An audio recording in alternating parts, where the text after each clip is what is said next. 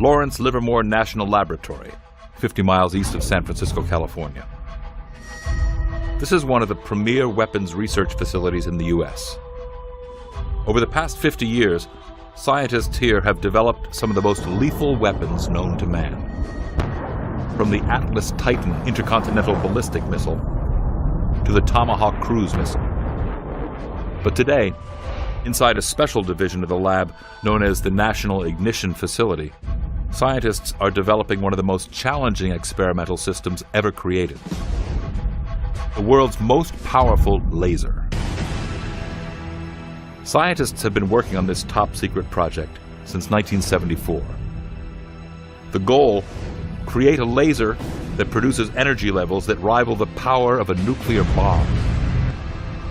When fired, this laser is capable of unleashing the power of the sun. Enough energy to light up every home in the U.S.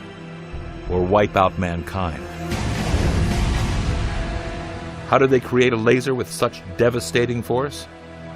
By assembling an array of 192 lasers and aiming them at a single hydrogen pellet the size of a BB. What we can do is focus this very high energy into a very small spot for a very short time. And when that happens, we get the conditions that are very much like inside our sun. These 192 lasers are linked together by a twisting jungle of tubes that snake through this mammoth 10-story structure, which is the length of 3 football fields. These gray tubes right over my head here are the beam tubes which contain the laser beams. You can see there are pairs of these beam tubes. In each one of these tubes there are laser beams stacked 4 high. So in each pair of beam tubes there are 8 laser beams. The plan is to fire all 192 laser beams at once. Each beam starts out low-powered, about the size of what's inside your DVD player. But as they pass through the complex maze of tubes, they merge into one super beam. This super beam fires 500 terawatts of power in 2 billionths of a second, roughly 500 times the entire peak power output of the United States. When that light strikes the hydrogen pellet, it cooks it to over 800 million degrees, creating nuclear fusion and unleashing more energy than our sun. Harness this energy, and our dependency on fossil fuels could end forever. When these lasers go online in 2010, are we looking at the dawn of a new age in energy? Or are we looking at something else? A preview of the incomprehensible power that man could wield to fight the wars of the future. An effective laser weapon for use on the battlefield needs only a fraction of this power to destroy fighter jets, shoot down nuclear missiles, wipe out entire armies. Tomorrow's battles could look like a scene out of Star Wars. Powerful lasers on Earth beamed off of satellites in space to wipe out an enemy thousands of miles away. If you have a powerful enough laser and a few properly positioned targeting satellites in orbit to reflect the beam, then you could fire a laser here in North America and deliver its energy to any spot on the surface of the Earth. It's not inconceivable that someday we will actually be able to produce that sort of death ray. The lasers at Livermore are a chilling reminder of how close we may actually be to this type of technology. Although its intended use is for good, the application could be something out of a comic book. What is required to create a laser death ray? That's Impossible has assembled a to-do list. The weapon has to, 1, overcome energy's natural tendency to become diffused. 2, convert raw power into a highly charged energy beam. 3, be able to sustain that energy beam long enough for it to burn through steel. 4, make it mobile enough to put on a moving platform.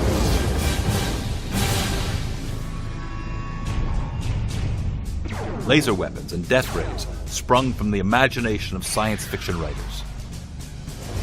It began with the 1898 release of the classic H.G. Wells novel, The War of the Worlds, in which Martian aliens attacked Earth with death beams, threatening to wipe out mankind. Quote, "It was sweeping round swiftly and steadily, this flaming death, this invisible, inevitable sword of heat." That kind of super laser technology would be sort of a finger of God technology. You could basically reach down and crush anything on the Earth using this kind of laser technology. The seeds had been planted for the invention of energy weapons. Even Albert Einstein jumped on board. His paper, On the Quantum Theory of Radiation, laid out the theory for turning science fiction into reality. The origin of the laser goes back to a paper written in 1917 by Albert Einstein, in which he identified the fact that under the right circumstances, certain quantum mechanical effects should make it possible to hugely increase or amplify the intensity of a beam of light. But Einstein's theory outpaced technology. Laser weapons remained out of man's reach until a certain popular TV show exploded on the scene in the 1960s. With its talk of phasers, energy shields, and of course, photon torpedoes. The original Star Trek. The 1960s brought with it a push towards space. More significantly, for a lot of scientists, it brought the Star Trek TV series. Interestingly enough, that series had a tremendous impact. Our military leaders also saw what the Federation and the Klingons and the Romulans had to offer in offensive, defensive capabilities. And some of them said, we need some of that stuff to protect our nation. Science fact finally caught up with science fiction when two scientists hatched the plans for building the first laser. Where did lasers come from? They were invented by Charlie Towns and his brother-in-law, Art Shallow. And the story goes that they had a Navy contract to understand how to make an optical maser, they called it. And they sat on a bench on a Saturday morning and worked out all of the ideas of how to make it. They called their invention a maser, but it would later be renamed a laser. The term laser is an acronym. It stands for Light Amplification by Stimulated Emission of Radiation. Their secret to building a laser? Change the way atoms behave. Atoms move in predictable patterns, but if they're exposed to very intense flashes of light, they become excited. And these hyperactive atoms are producing a tremendous amount of energy. In a flashlight, this energy would be released randomly in a scattered pattern. But in a laser, that frenzied energy is harnessed and released in a more directed, orderly pattern that generates piercing heat. Immediately after the invention of the laser, there was a huge amount of excitement about, oh, look at all the things we'll try to do with this. And then it sort of occurred to people that they didn't have many applications. This was sort of a great invention without a purpose. But the military eventually found a purpose. By 1962, the Department of Defense began weaponizing lasers as part of an arsenal that would come to be known as directed energy weapons. Like the electric discharge laser tested by the Army in 1983, the active denial system declassified in 2001, and Zeus, an anti-landmine laser deployed to Afghanistan in 2003.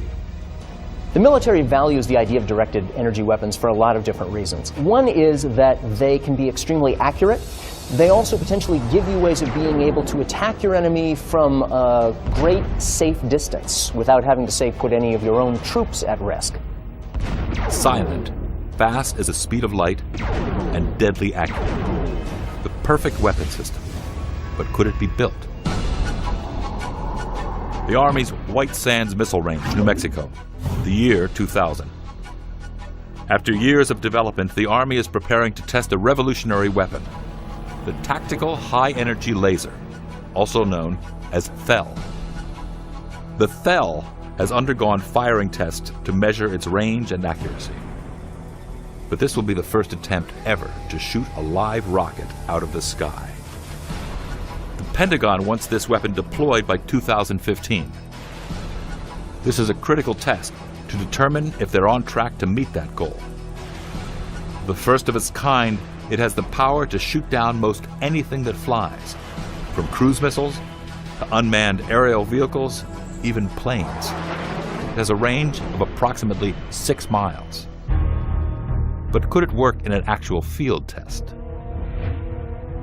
Dr. Beyer holds more than 50 laser-related patents and is one of the world's leading authorities on lasers. He demonstrates on a small scale how lasers might shoot a missile out of the sky. So what we have is a 10-watt laser beam, green laser beam in this case, down the table. And this laser beam is enough power that you have to respect it. It can burn your skin badly or cause eye damage if it was in your eye. Let me illustrate that by putting a piece of paper in front of the beam. And you see immediately the paper then is burnt and catches fire and smoke comes from the beam. This is similar to what a high-power laser would do in the field if an incoming missile were illuminated by a very high-power laser. The Thel is designed so that radar scans the horizon for threats. When it detects one, like an incoming missile, it will lock onto the target and calculate its trajectory. The Thel will then swivel towards the target and fire a high-powered laser beam. The beam is a few inches in diameter, but powerful enough to burn through steel. Within seconds, the intense heat from the laser will destroy the rocket in midair. This test, filmed on June 6, 2000, could determine the fate and the future of large-scale laser weapons. The Thel is about to attempt to do something no laser weapon has ever done. Shoot down a 122mm Katyusha rocket carrying a live 66-pound warhead and traveling at a speed of Mach 1. The moment of truth. The rocket is launched. Radar acquires the target. The laser locks onto it. The finger is on the trigger. But will it work? If so, how will it change warfare? And what if this technology falls into the hands of our enemy? June 6, 2000. White Sands Missile Range. The U.S. Army is carrying out a crucial test of a new laser weapon. It's the first trial to shoot down a live rocket in its 15-year development process. A signal is given, and in this actual footage of the test, the Katyusha rocket is launched. Radar locks onto it. The laser takes aim, fires, and in a flash, history is made. And we enter a brave new world. For the first time ever, a high-powered laser shoots down a rocket. At that point, the general who was overseeing the test said, "We've just turned science fiction into reality." Again, in slow motion, the Katyusha takes off at a speed of 760 miles per hour. After the radar locks on, you can see the high-powered laser illuminate the warhead. The temperature of the laser beam is over 1,200 degrees Fahrenheit. On contact, the laser starts to heat up the quarter-inch thick rocket casing. Within a second, the rocket is destroyed. Death and destruction at the speed of light. The typical shot is of the order of a second in duration. That delivers enough power to the target that it explodes. According to military sources, the Thel will operate at a per-kill cost of approximately $3,000, making it one of the most inexpensive anti-missile systems in existence. By 2025, the Pentagon is expecting 20 of these on its warships and another 100 on its tanks. You're transmitting energy through the atmosphere and focusing on the soft spot of the target. And you do that all with a radar tracking and the telescope that transmits the laser light focused on the target for that short period of time to heat it up until you damage it. It's the telescope that is one of the keys to weaponizing the laser. It's what keeps the high-energy beam of light from diffusing and losing its power as it streaks through the sky. The atmosphere is not very kind to propagating high-power lasers. The laser heats the atmosphere and that causes the beam to spread out. But there are ways around that, and the ways around that were invented for astronomy. and it's called adaptive optics. Adaptive optics is what gives modern-day telescopes their remarkable ability to capture startling images like this, instead of this. The fuzziness is caused by turbulence in the atmosphere, which fractures the starlight as it passes through it. Adaptive optics corrects this using a mirror. When a laser is fired, the beam is bounced off a special mirror made of flexible material, much like a funhouse mirror. Behind the mirror are thousands of tiny piston-like devices, which are instructed by a computer to push and pull on the mirror, constantly adjusting it to compensate for the turbulence and keeping it on a straight path until it strikes a target. Remarkably, all of this plays out in a matter of milliseconds. But lasers won't be just ground-based. They may also be fired at us from the sky. Lasers mounted on an aircraft are being studied by the military, and at some point these lasers will be small enough and efficient enough that you can put them on an aircraft in place of, let's say, a cannon, which is now mounted on an aircraft. Cannons weigh a great deal, and they fire bullets, and the jet aircraft actually catch up with the bullets they fire because they fly faster than the bullets go. So you have to be a little bit careful about what weapons you put on jet aircraft. Edwards Air Force Base, Mojave Desert, California, nearly 100 miles north of Los Angeles. This is home to virtually every significant experimental aircraft ever flown. From Chuck Yeager's Bell X-1 that first broke the sound barrier, to the SR-71, the fastest aircraft ever built, to Burt Rutan's Spaceship One, the first manned commercial craft designed to carry vacationers into space. This is a place where aerodynamics is advanced by light years. Here, secreted away in a hangar, is a revolutionary aircraft. The Air Combat Command's USAF YAL-747. It's not the speed or how high it can fly that makes it so special. It's the cargo. The world's first airborne directed energy weapon, the airborne laser, also known as the ABL. Just mounting the ABL requires one of the most sophisticated and elaborate modifications in history. The entire nose section is removed and retrofitted, and the world's largest titanium plate is installed to hold the enormous turret-mounted laser in place. The ABL system is designed to find, track, and destroy an enemy target in the air and on the ground. It can loiter at 40,000 feet for 5 hours, refuel in midair, and destroy a target 60 miles away in less than a second. You have only a microsecond to respond, and that's not enough time for any system to respond. So the laser is almost instantaneous.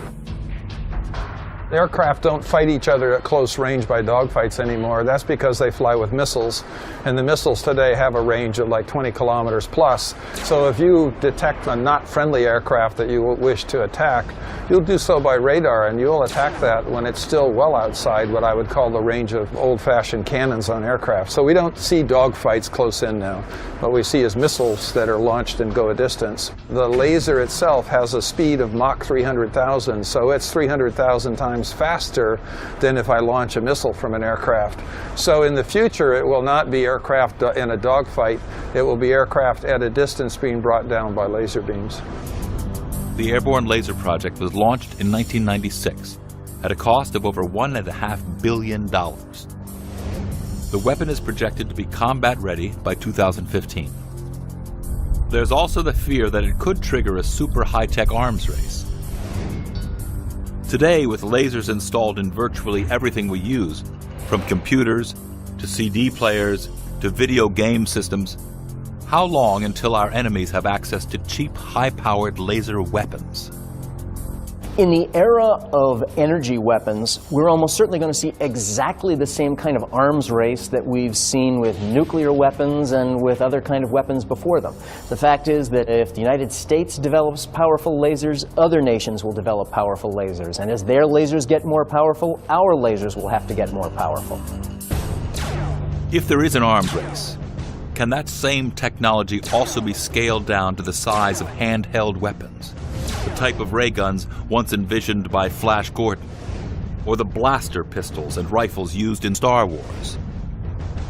Is it possible to make it in the scale, the size that a human can carry? Yes. I don't need lasers much bigger than this to generate 1,000 watts of power.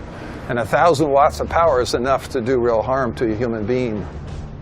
In movies and television, laser weapons always seem so clean and sterile. They bore holes through things, or they conveniently make things vaporize. But the reality of a laser weapon that was used against people would probably be much, much uglier. Imagine some sort of beam burning through your body.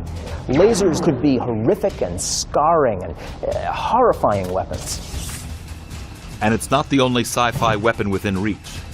Another directed energy weapon being developed can supposedly stop in its tracks a type of attack that claims thousands of lives without any collateral damage. Directed energy weapons are a critical component of tomorrow's military. And one weapon in development might prevent the type of attacks that have claimed thousands of lives. Mosul, Iraq, April 10th, 2009. A truck is heading down a long road leading towards the sprawling, forward operating base Meres, the main U.S. military base in town. Unbeknown to Iraqi security forces patrolling the checkpoints along the route, the truck is packed with 2,000 pounds of explosives. The truck passes through a number of checkpoints.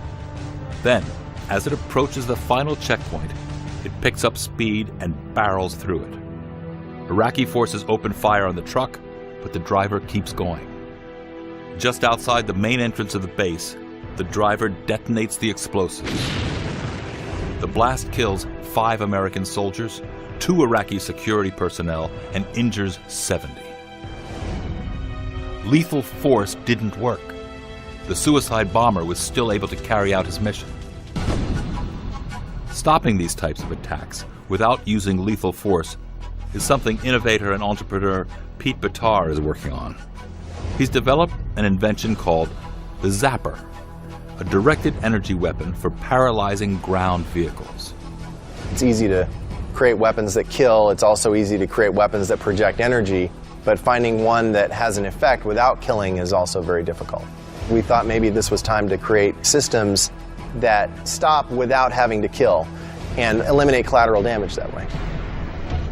His weapon is based on the principle that high volts of electricity can send out a pulse that disrupts electronics. In the case of the Zapper, it's designed with a pulse strong enough to fry the electronics of a car, virtually stopping it cold in its tracks. This massive pulse of energy is called an EMP, electromagnetic pulse. Think of it as a tsunami wave composed solely of energy. The first studies of these massive pulses of energy were carried out by scientists who were researching the effects of atomic bomb blasts.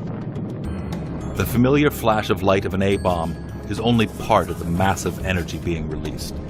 There are also radio waves, microwaves, X-rays, and gamma rays being emitted. And the force of these waves racing through the atmosphere can be as destructive as a bomb. In July 1962, a 1.44 megaton nuclear bomb detonated 250 miles above the Pacific Ocean, called the Starfish Prime Test, caught even scientists by surprise, as the electromagnetic pulse it generated was much larger than calculated. It was felt in Hawaii, more than 800 miles away from the detonation point, knocking out about 300 streetlights and setting off burglar alarms. For the Zapper, Bitar is trying to take this same principle and miniaturize it, using a generator and a high-capacity transformer. What it allows you to do is stop the vehicle safely, gradually, by killing its engine. Guards at checkpoints would then have a non-lethal option to deal with incoming vehicles without having to fire bullets. The theory is intriguing, but can it really work? Bitar has agreed to test his invention for the first time ever on television.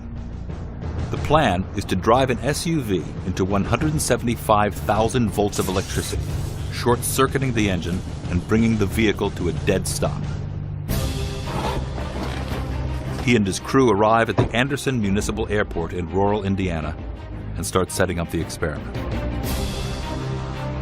This is all kind of prototypey at this point. We have never done this with a vehicle moving at any speed. This is the main core system here. This is what we call the car zapper. The zapper is designed essentially to create a high voltage pulse through the vehicle, again disrupting the electronic ignition. The voltage from the zapper will run through two plastic emitter holders. They will fire 4-inch long lightning bolts directly at the car as it passes by. These lightning bolts are so small and fast, they are nearly invisible to the human eye. The way the system is set up is we have two emitter points here and here, about 3 feet apart, designed to strike the side of the vehicle as it passes. It creates a continuous current through the vehicle itself and disrupts the ignition system from those 2 points. And this is high voltage, and that goes in there like that. It's designed to be a single pulse system every few seconds. It's not designed to pulse rapidly. So what we did was we hooked it up to the power supply in the background here. The power supply is powered by just a car battery, a 12-volt standard car battery. That system provides the ability for us to pulse more rapidly through this technology. And that enhances our chances with a fast-moving vehicle. The test vehicle is a 1996 Oldsmobile Bravada. Its engine is in good working condition and has in no way been modified. I'm actually going to be driving the vehicle. In theory, I should be just fine, but I haven't actually told my wife I was going to be doing this. This thing generates 175,000 volts that'll be going through the vehicle. I'm assuming I'll be protected inside the cage that is created by the outer body of the vehicle, but should be okay. I'm kind of leaning on the fact that we develop non-lethal weapons to get me through this. As the sun goes down, Bitar does some final adjustments. We're going to have a gap of about 4 inches is what we're targeting. We're a little close now, but 2 to 4 inches is probably the optimum to create the maximum amount of voltage and still connect with the vehicle's outer body. So we're going to back up and set up for a high-speed pass. The SUV heads toward the electrode. A technician begins to charge the capacitors. If the test is successful, a small bolt of lightning will kill the car engine without harming the driver. The concern, the voltage is nearly 100 times more powerful than an electric chair. Imagine a suicide bomber racing towards a military base with a car full of explosives. Pete Bitar thinks he's found a way to stop that vehicle cold in its tracks without using deadly force. It's with a device called the Zapper, a non-lethal directed energy weapon he invented. And he's about to put it to the test for the first time ever on television. These electrodes are building up a charge of 175,000 volts. If all goes as planned, the moment the SUV streaks by, a small lightning bolt will strike the vehicle, overload the electrical system like a circuit being overloaded in a house, blowing out the car's circuitry and bringing the SUV to a dead stop.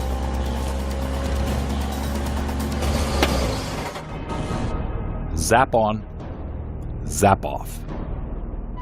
So, the car died. I'm fine. I didn't feel anything at all. I was completely protected.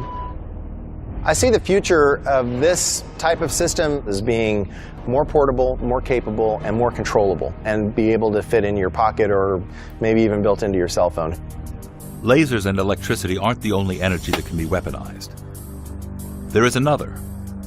It's the energy used in a common kitchen appliance that makes it possible to pop popcorn or reheat leftovers in just a matter of moments. Microwaves. In the future, it will not be impossible for microwaves to be used in handheld weapons and even bombs, and their effects could be even more devastating than lasers. A handheld microwave weapon could roast a person from the inside. A microwave super bomb could cause a technological holocaust, shutting down every vehicle, radio, television, and computer, plunging an entire country into chaos. Dr. Ron Gilgenbach is director of the Plasma Pulse Power and Microwave Lab at the University of Michigan. He has been working with microwaves for more than 30 years. We're in the Plasma Pulse Power and Microwave Lab at the University of Michigan. In this lab, we perform research on relativistic magnetrons that generate high-power microwave radiation. High-power microwaves are used for cooking food, of course, in your oven magnetron. These microwaves can interfere with the communications in your home. They can also interfere with military equipment. So there's a lot of interest in making very high-power microwave sources like this relativistic magnetron, which is equivalent to 500,000 of your microwave ovens. That's enough power to short-circuit the computers that control every facet of modern warfare, from radar communications to missile launches, paralyzing an entire military operation. This is part of the reason you're asked to turn off your cell phone on flights. There's a risk that these frequencies released by your phone could possibly interfere with airplane controls. Dr. Gilgenbach has devised a small-scale experiment to demonstrate that. He will blast a wristwatch with a high concentration of microwaves. We've set up a small demonstration experiment in which an ultra-wideband generator, which is equivalent to about 1,000 of your microwave ovens, generates a 1 nanosecond pulse of ultra-wideband radiation. And we're going to show that the high-frequency, high-power electric fields can actually disrupt the operation of digital electronics. Like Pete Bitar's zapper, which fries the circuitry in a vehicle, microwaves can do the same thing. A blast of microwaves will trigger a shock wave of electrical pulses that race through the air, generating a power surge that knocks out circuits. This is very important to the Air Force Office of Scientific Research and other Department of Defense agencies, because if you could disrupt the electronics in your enemy's weaponry, then you could save our soldiers. Dr. Gilgenbach is ready. If all goes as planned, the microwave pulse should shock the circuitry in the watch, knocking out the data programmed inside. He turns on the machine. Although invisible to the naked eye, this watch is being pounded with microwaves equivalent to 1,000 microwave ovens. Instantly, the data in the watch is completely wiped out.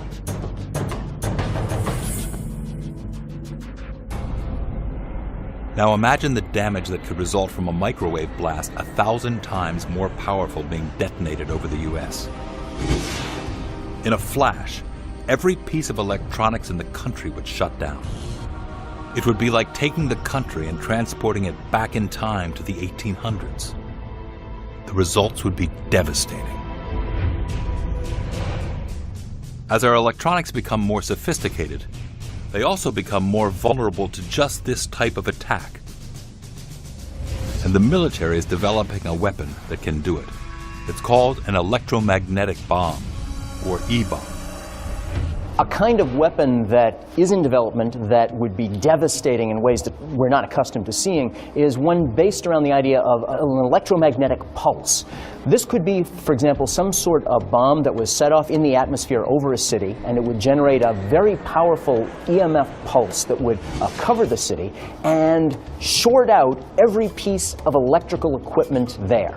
Radios, computers, cars, everything inside range would be shorted out and destroyed. Again, this is where science fact meets science fiction.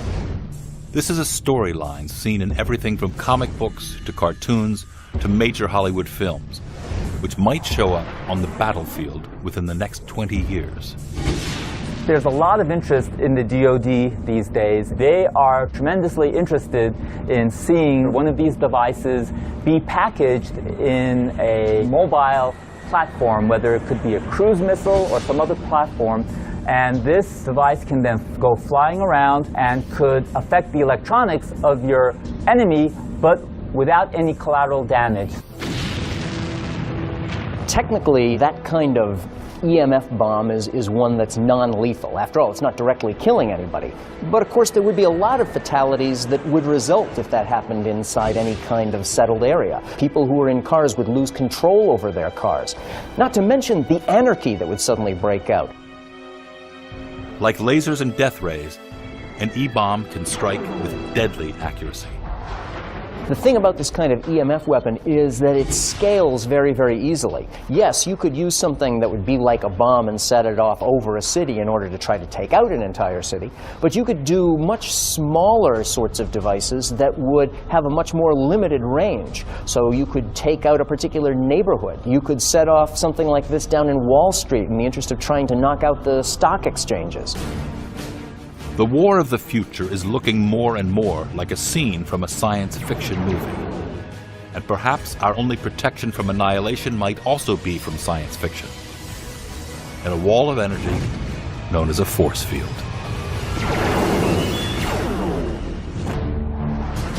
Is there a way to defend against the devastating power of directed energy weapons? The answer is yes, and the inspiration can once again be found in science fiction, and an impenetrable wall called a force field. The Hollywood version of this was Independence Day, where the large spacecraft coming on Earth had around them force fields, and those force fields prevented you from launching a missile through them. It's feasible to conceive of having enough energy that you could create a plasma around you that could absorb laser radiation. Plasma is a strange, almost magical element.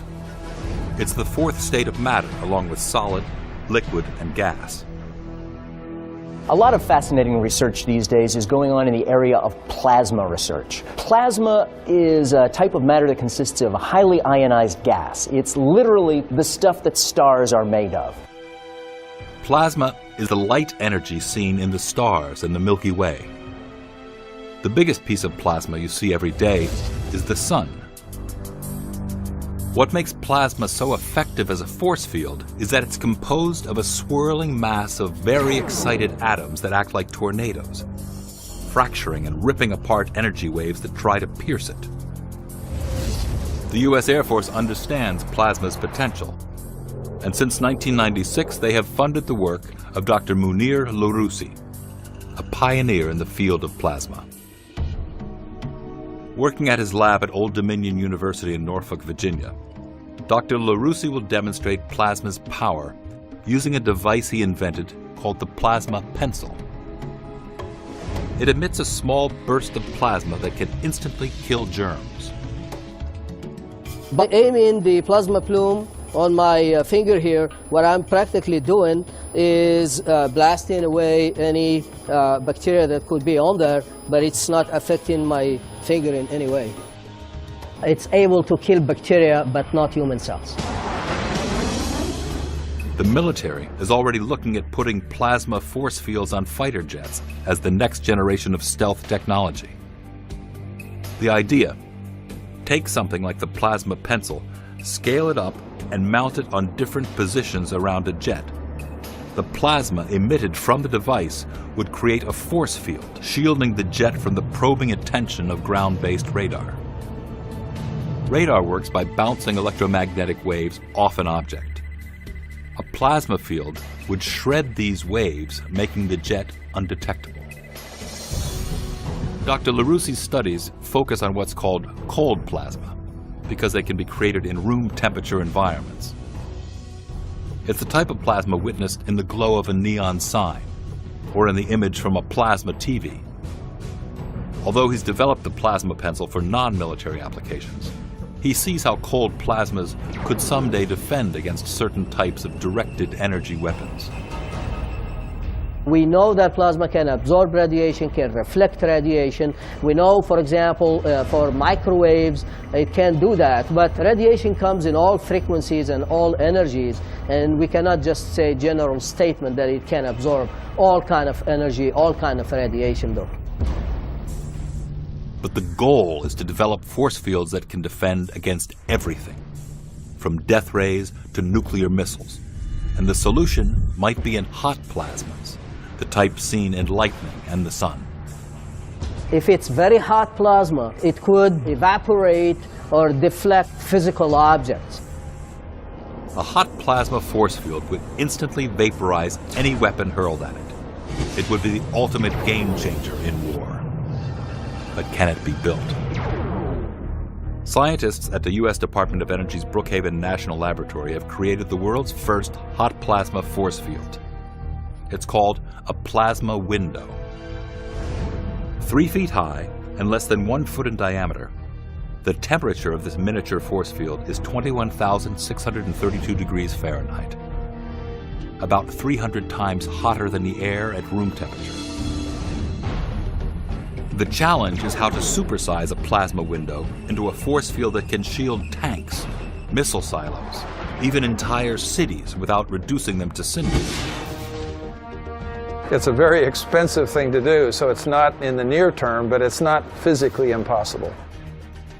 One solution might be to layer cold and hot plasma, much the same way armor is layered to shield a tank from explosives. It seems very possible that for military applications, we might eventually look at kind of nested force fields, fields within fields within fields, almost like the layers of an onion.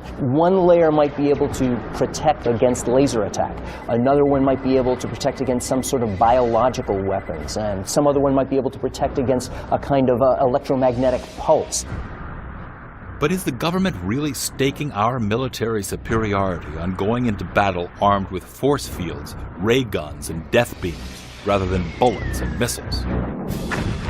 A January 2009 document prepared by the Center for Strategic and Budgetary Assessments, a U.S. Defense Department-funded think tank, clearly points to that future. Quote, "Lasers promise to be a transformational game changer in military operations." And on March 18, 2009, that battlefield strategy took another huge leap forward when Pentagon researchers at Northrop Grumman, one of the military's largest contractors, test-fired a 100-kilowatt laser, the most powerful battlefield-strength laser ever built. A 10-kilowatt laser will quite readily cut off human limbs or any kind of tissue, so 10 kilowatts is already frighteningly high power. A 100-kilowatt laser is an amazing amount of high power. Science has suddenly become more remarkable than the wildest science fiction fantasies. The battlefields of tomorrow will look a lot like the fantasy films of today. Maybe it's a little too easy then to be able to take weapons that seemed as though they could have been nice and clean and efficient, or maybe even non-lethal, and suddenly turn them into some of the most devastating things that the world has ever seen.